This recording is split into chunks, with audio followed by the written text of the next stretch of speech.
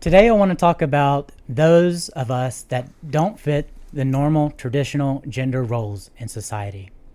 The people that didn't fit the normal gender roles in society were known as eunuchs in the ancient Near East. The term eunuch didn't just describe a medical condition, but it describes a distinct sexual minority of society. They did not marry women, they did not procreate, and they did not fit into the standard patriarchal family model of the time. They were a sexual and gender minority of the day in the ancient world. So I want to show you in the Word using correct hermeneutics, which is what? The art and science, or science and art, of biblical interpretation. Without using correct hermeneutics, you could stop at any point in the Bible, not use the whole Word of God to interpret it, and come to many conclusions which we see every day from Christians, every day in society, every day on other groups where they say you can't be a Christian and gay at the same time. It's not possible. Well, I'm going to show you that what the Bible actually says. The Bible in Deuteronomy takes us from total exclusion. Yes, it's true. Then it gives us a hopeful inclusion in the book of Isaiah through prophetic word. And then it takes us to total affirmation by the King of Kings and the Lord of Lords himself in red letters. So, first of all, I'm going to start with the old law of exclusion. In Deuteronomy chapter 23 and verse 1, it strictly bans eunuchs from worship. No one who has been emasculated by crushing or cutting may enter to the assembly. Wow. They barred them from God's presence. How many of you have felt barred from God's presence by religious folks today?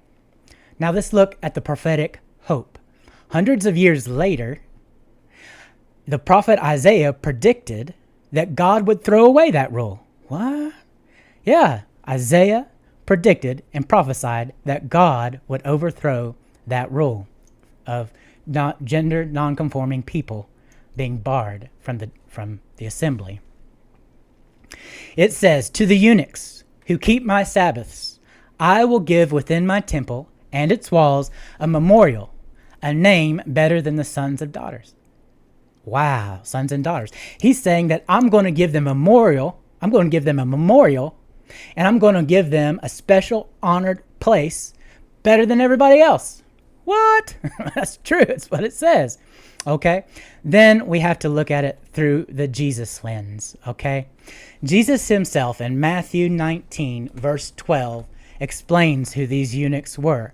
He had just got almost trapped in a religious, rigid debate about what else traditional marriage with a Pharisee. Okay. And they're asking him questions about marriage, and they're talking about divorce and things like that, which has nothing to do with our identities either. But he says, then he just opens up the conversation. He just opens it wide open, and I don't know why he did this, but he mentions the sexual minority groups of the time. He said that eunuchs were what? Born that way. Boom. That is a massive theological bomb.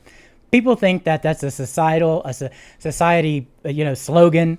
They're born that way. But I'm here to tell you that it is a massive, massive red letter bomb that Jesus Christ himself used. Eunuchs, some were born that way. He acknowledges that not everybody is born to the traditional sexual gender binary, okay? He states that for a biological and spiritual fact that some people are born that way. Wow. Now, he goes on and categorizes them in a second category. He said those that were made that way by others.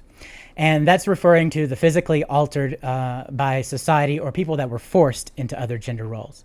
Okay, and then he gives a third category of the eunuch who were what? The sexual gender minority of the day. And he said there's those that have decided to live like that for the sake of the kingdom. Those who voluntarily step into that role. And aside from the traditional family structure of marriage and children, to serve God.